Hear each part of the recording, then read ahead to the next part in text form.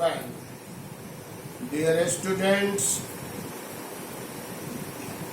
before this we had talked about the focus of archaeology, and we saw that it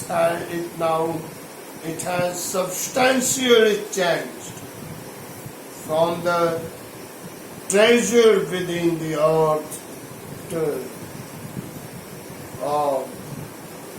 treasure buried or kept by the old royals. Or from that it has shifted to knowledge. Now archaeology wants to find out the mysteries, wants to explain the lingering mysteries, and thus entertain people and inform people. Now, we also saw that 40 years after Carter's discovery, an anatomy professor x-rayed the mummy and revealed a startling and surprising fact. Beneath the resin that cakes his chest, his breastbone and front ribs are missing. Today, of diagnostic imaging can be done with computed tomography or CT, by which hundreds of X-rays in cross section are put together like slices of bread to create a three-dimensional virtual body. What more would a CT scan reveal of death than the X-ray? And could it answer two of the biggest questions still lingering about him? How did he die and how old was she at the time of his death? Now, these two questions are there.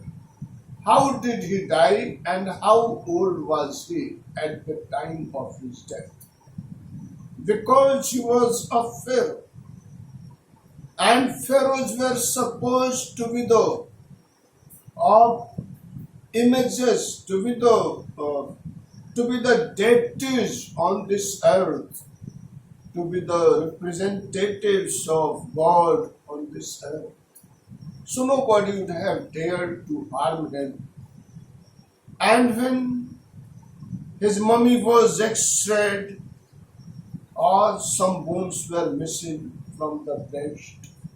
Now what would have it been? Was she without these bones and that's why he could not survive? Or was she killed, these bones were broken? Or did they use to break these bones? Or were those bones stolen? Several things come here. And these are the parts of the lingering mystery. And how old he was, how did he die, and how old was he at the time of his death. Now in this lesson we find the story of death. King Tut's demise means death was a big event, even by royal standards. So the royal standards are very high, and anything can't be very easily a very big event from royal standards. But it was, the writer says that it was. How? How was it? Yes, she was the last of his family's line, and his funeral was the death rattle of a dynasty. But the particulars of his passing away and its aftermath are unclear. Amenhotep III, Tut's father or grandfather, was a powerful pharaoh who ruled for almost 4 decades at the height of the 10th dynasty's golden age. The name was Amenhotep III. His son Amenhotep IV succeeded him and initiated one of the strangest periods in the history of ancient Egypt.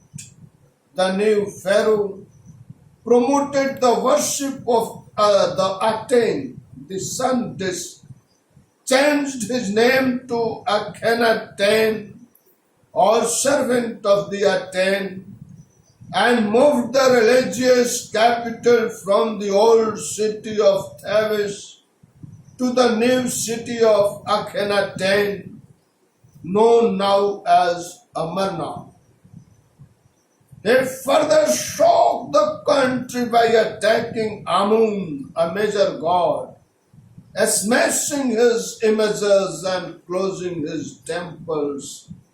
It must have been a horrific time, said Ray Johnson, director of the University of Chicago's Research Center in Luxor, the site of ancient Thebes. The family that had ruled for centuries was coming to an end, and then Akhenaten went a little vacuum. Vacuum means mad now. Understand it properly. How all this should have developed. There is the story of Ra. Ancient Egyptians believed that Ra, the sun, Ra was a king, and this king had created this earth and all the world. He used to walk from one edge of the earth to the other as they believed. And one day what happened, that he spat at one place and his daughter made a serpent from this spittle and dust, and this serpent bit Ra one day when he was going, and Ra was thirsty and Ra wanted water. The daughter said that water would be given only if he told his name that contained a stone. He didn't tell, but he said that it would pass from him to his daughter's son. And thus he drank water. Water was given, it passed away. And then he became the sun, and every day moves from one age to the other. This is a story they believed in, and pharaohs were the children of that sun. So this pharaoh thought that only sun should be worshipped. A kind of religious intolerance developed in them. Now in the next class.